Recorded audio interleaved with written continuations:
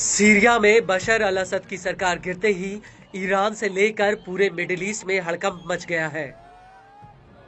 एक तरफ जहां सीरिया की जनता तानाशाही से आजादी का जश्न मना रही है, वहीं दूसरी तरफ इस ऐतिहासिक घटना के पीछे कई कड़ियां भी सामने आई हैं।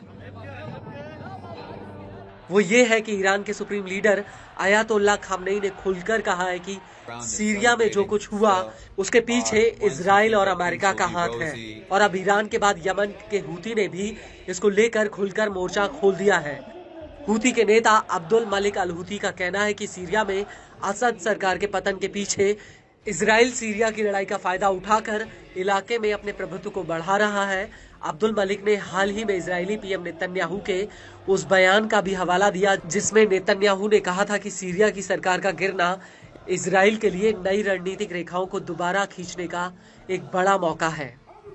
हूती के मुखिया का कहना है कि इजराइल सीरिया के साथ हुए शांति समझौते को खत्म करना चाहता है और हालातों का फायदा उठाकर वो सीरिया की जमीन पर अपने कब्जे को और बढ़ाना चाहता है।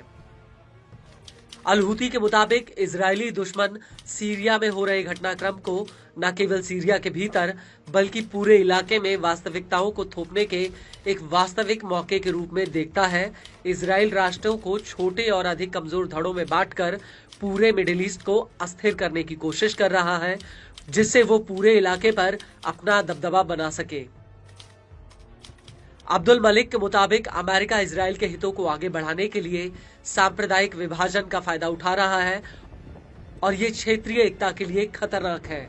और इसी कड़ी में सबसे पहले अमेरिका का प्लान इजरायली कब्जे के साथ रिश्तों को सामान्य बनाना और इजरायली सरकार के पक्ष में फिलिस्तीनी मुद्दे को हल करने में आने वाली बाधाओं को दूर करना है। वहीं दूसरे चरण में प्रमुख देशों को छोटे छोटे देशों में बांटना है, जिससे इजराइल के प्रभाव को बढ़ाया जा सके। और इस तरह की योजना से इजराइल को फायदा होगा, जिससे मिस्र, ईरान और सऊदी अरब जैसे देश छोटी छोटी इकाइयों में बदल जाएंगे। आपको बता दें कि सबके बीच इजराइल लगातार सीरिया के सैन्य अड्डों को तबाह करने में लगा हुआ है और उसकी कार्रवाई को लेकर अब ईरान ने मोर्चा खोल दिया है।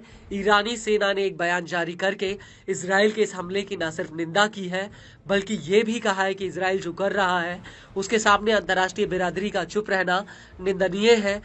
सेना का ये भी कहना है कि ईरान की मूलभूत नीति सीरिया की संप्रभुता और क्षेत्रीय अखंडता को संरक्षित करना है और सीरिया की लोगों की इच्छा और पसंद के जरिए देश की तकदीर और भविष्य की राजनीतिक व्यवस्था को तय करने के लिए उचित हालातों को बनाना है, जो वैध और कानूनी अधिकार है जिसका सम्मान किया जाना चाहिए।